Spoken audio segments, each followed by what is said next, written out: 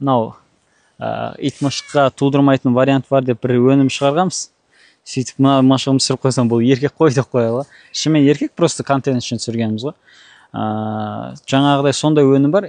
Ана мышықтар қайта-қайта туа беріп, ол мышығын қайқа тарқататынымызды білмей, өзіміз де қиналатынбыз. Кейін баяғыда ауылда беретін бір өнім бар еді. Соны жегізсең, бір 2-3 жылға дейін тумай қояды. Вот.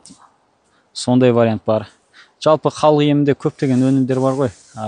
Мынау Instagram, YouTube каналымда бұрынғы видеоларымды қарасаңыздар да шығады. Қазір уже жаз басталып жатыр, көктем уже аяқталып дегендей, бұндай уақытта мынандай жасыл шөптер, мынау шөптер гүлдеп жатыр, өсімдіктер гүлдеп жатыр, емдік шөптер пайда болады деген сияқты.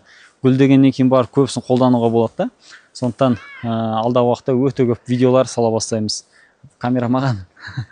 Ал алтын қоңыз бізде аяқталып жатыр. Мынау сезонның соңы болып жатқан соң құрт тамырда аяқталып жатыр, себебі олар жаздың соңғы айларда тамыздарда гүлдейтін болғандықтан.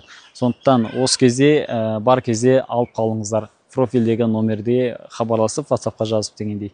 Барлықтарыңызға ем болсын.